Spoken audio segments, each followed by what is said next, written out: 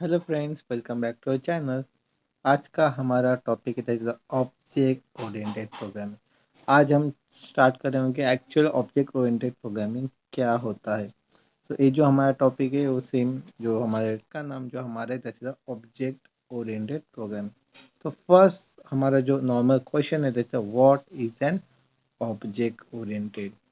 तो object oriented के अंदर हम देखेंगे, स्टेप बाय स्टेप देखते हैं इसके अंदर भी क्या क्या चीज़ें हैं, क्या क्या सिनारियोज है। फर्स्ट हमें इसके अंदर समझना है कि object oriented programming OOPS language is use to create an object. इसके अंदर बेसिक टू बेसिक यूनिट से यूनिट्स पार्ट यहाँ पे होना है, दैट इज एन ऑब्जेक्ट। हमें हर एक चीज़ का ऑब्जेक्ट क्रिएट करना है। उस ऑब्जेक्ट के ऊपर हम किस तरह से ऑपरेशन परफॉर्म कर सकते हैं, उस ऑब्जेक्ट को हम किस तरह से नंबर्स ऑफ ऑपरेशन उसके ऊपर परफॉर्म कर सकते हैं। इस सभी की जो लाइफ साइकिल से हम ऑब्जेक्ट ओरिएंटेड प्रोग्रामिंग के अंदर देखने वाले। तो basic to create an object and उसको किस तरह से यूज करना है, ये मैकेनिज्म हम ऑब्जेक्ट ओरिएंटेड प्रोग्रामिंग के अंदर देखेंगे। In the development of the program, oops data is treated as a critical element and restricted। अभी ऊप्स प्रोग्रामिंग के अंदर, ऊप्स ऑब्जेक्ट ओरिएंटेड प्रोग्रामिंग के अंदर जो डेटा है, कि डेटा हम किस तरह से ट्रीट करते हैं एज ए क्रिटिकल। ये एक सेंसिटिव एलिमेंट है, सेंसिटिव डेटा है। तो उसको जो एक्सेस हम देने वाले, हर किसी को एक्सेस नहीं मिलने वाला। स्पेसिफिक जो उस ऑब्जेक्ट के रिलेटेड होने वाला है, उसी को हम क्या करेंगे, उसका एक्सेस देंगे।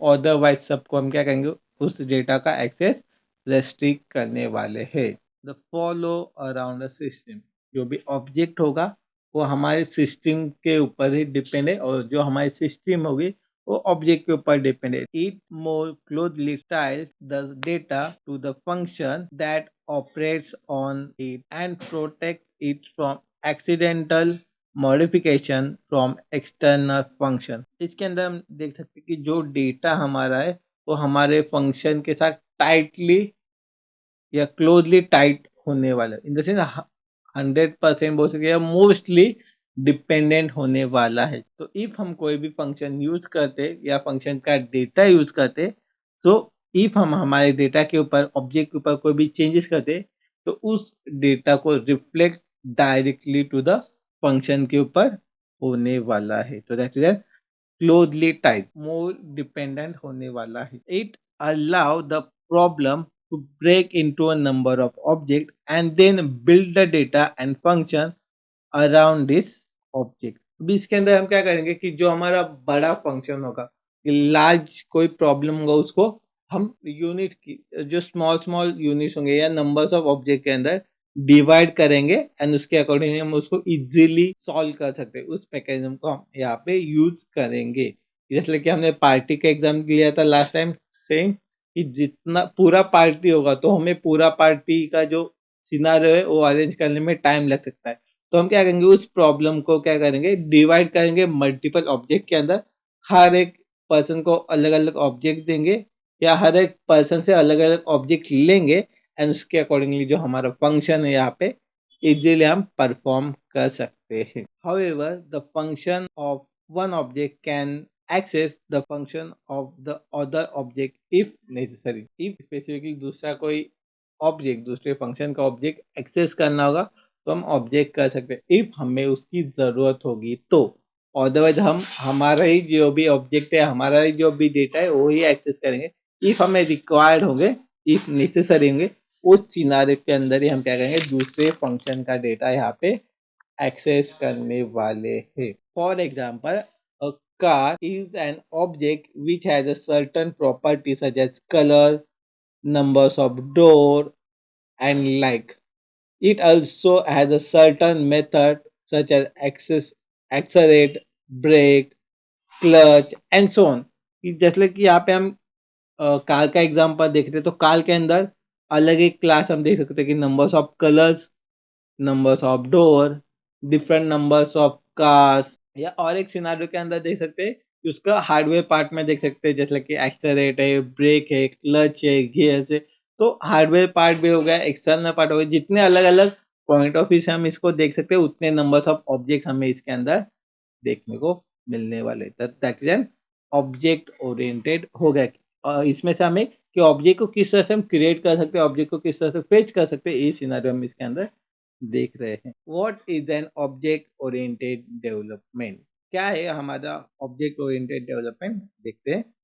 The object-oriented development decrease the development time and resources required to maintain the existing application and improve the code reuse and provide a competitive advance for an organization and using it. अभी देखो कि oops के अंदर हमें क्या है advantage में रही, जैसे कि जो हमारे डेवलपमेंट के लिए टाइम होगा वो कम लगने वाला, क्योंकि हम प्री डिफाइन जो प्रोग्राम्स होंगे, प्री डिफाइन जो मेथड्स होंगे उसको यूज करेंगे, तो इससे हमारा टाइम कम लगने वाला है, रिसोर्स कम यूज होने वाले, क्योंकि हमने जो प्री डिफाइन कोड होगा, हमारा प्री डिफाइन लॉजिक होगा, उसको हम डायरेक्टली यूज करें, तो हमारा जो कोडिंग वाला पार्ट होगा वो भी यहाँ पे हमारा इम्प्रूव होने वाला है, कि जो कम से कम कोड के अंदर हम ज्यादा से ज्यादा डेटा या आउटपुट यहाँ पे निकाल सकते हैं।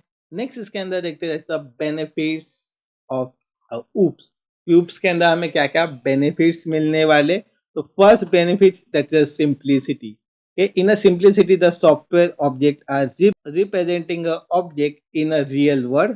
Thus, the minimize the complexity and making the structure of an software is very clear. कि इसके अंदर हम क्या कर सकते हैं, using a simplicity, simple to simple objects हम यहाँ पे यूज कर सकते हैं, जो प्री डिफाइन है हमारे जो रियल वर्ल्ड है उसके साथ हम इसको इमेजिन कर सकते हैं, रियल वर्ल्ड का एग्जांपल देख सकते हैं, एंड रियल वर्ड के साथ जो कीवर्ड्स है वो भी फैमिलियर आपको इसके अंदर मिलने वाले हैं। Then second, that's a modularity. Each object constitutes a separate entity whose internal function are disconnected from other the parts of an system। यहाँ पे हम देख सकते हैं कि जैसे कि जितने भी नंबर ऑफ फंक्शन आप यूज करोगे, हर एक फंक्शन अलग अलग मॉड्यूल के अकॉर्डिंगली, अलग अलग एंटिटी मॉड्यूल्स के टाइप में आपको मिलने वाले, तो उस एंटिटी को आपको स्पेसिफिकली किस दूसरे एंटिटी के साथ किस तरह से मर्ज करना है वो आपके ऊपर डिपेंड है। यहाँ पे अलग अलग मॉड्यूल्स आपको देखने को मिलेंगे, तो आपके नीड के अकॉर्डिंगली आप उसको कनेक्ट कर सकते हैं एंड उसको आपके अकॉर्डिंगली यूज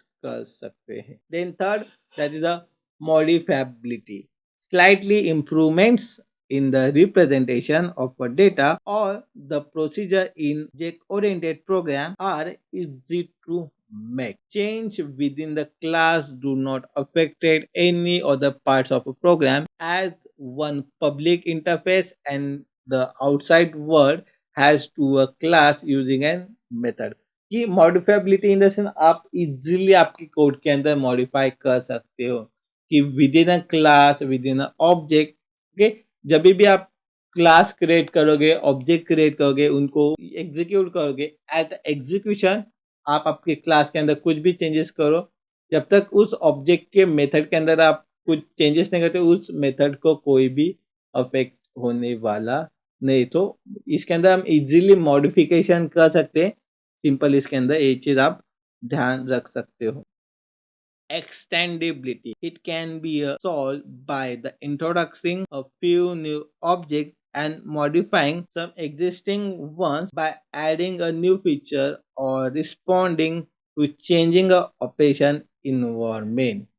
इसके अंदर आप कोई भी पार्ट कभी भी ऐड कर सकते हो, ये एक ऑब्जेक्ट को आप कितनी बार भी इंट्रोड्यूस कर सकते हो, एंड सेम जो भी आपके इन्वायरमेंट है उसके अंदर कुछ भी चेंज नहीं होगा, कि जितने आपको नीड होगी उतना ही इसके अंदर कोई भी फीचर्स होगा वो चेंज होगा, एक्स्ट्रा कुछ अफेक्ट नहीं होना, तो इजीली इसको एक्सटेंड कर सकते हैं। The next, the maintainability. The object can be kept separate, making it easier to find and fix a problem। Maintain करना भी इसके लिए इजी है, क्योंकि जितने भी नंबर्स ऑफ ऑब्जेक्ट है अलग अलग है, उसकी जो इम्प्लीमेंटेशन है वो अलग अलग है, क्योंकि मॉडल्स अलग अलग है, तो इसके अंदर इफ कोई भी प्रॉब्लम आएगा, इफ कोई भी प्रॉब्लम आएगा तो इसको हम इजीली फाइंड आउट कर सकते हैं एंड रिजॉल्व कर सकते हैं। Last important, that is reusability. It is possible to reuse in various program. जो भी हम कोड लिखेंगे, जब numbers of method, numbers of classes, वो हम मोस्ट ऑफ टाइम यहाँ पे रीयूज कर सकते हैं। दैट इज रीयूजेबिलिटी फंक्शनलिटी आपने को यहाँ पे देखने को मिल रही है।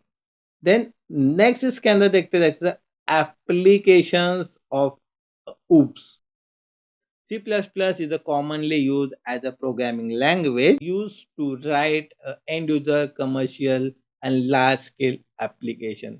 Most of यहाँ पे हम देख सकते हैं जो C++ है हमारा, हम एक एप्लीकेशन जो आपका विंडोज एप्लीकेशन हो सकता है, वेब एप्लीकेशन हो सकता है, तो बेसिक इसका क्या है, आपको C++ आना चाहिए, फिर C#, okay, object oriented programming आप इसके अंदर कर सकते हैं। Some of the main application the major software vendors have develop using C plus plus. अभी इसके अंदर हम स्पेसिफिक एग्जाम्पल देखते हैं कि जिन्होंने सी प्लस प्लस यूज किया है एंड वो मार्केट में आपने सुने होंगे। तो first that is a Google, जैसे लाइक ये अभी भी जो आप वीडियो देख रहे हैं वो भी वन ऑफ द यूट्यूब है, वो भी गूगल का ही पार्ट है।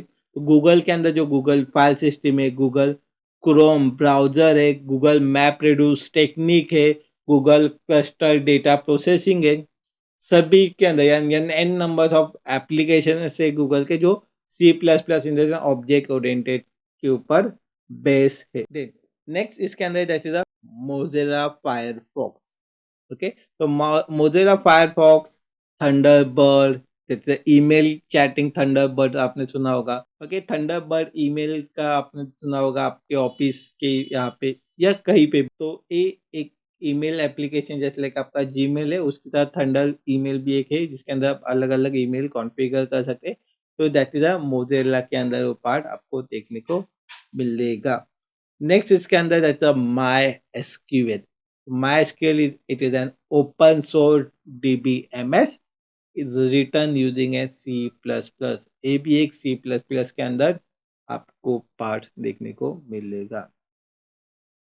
Then next Microsoft Windows, okay. Windows application देख सकते हैं, वेब एप्लीकेशन देख सकते हैं कि जो आपके उप्स कंसेप्ट के ऊपर डिपेंड है। That's the most important example.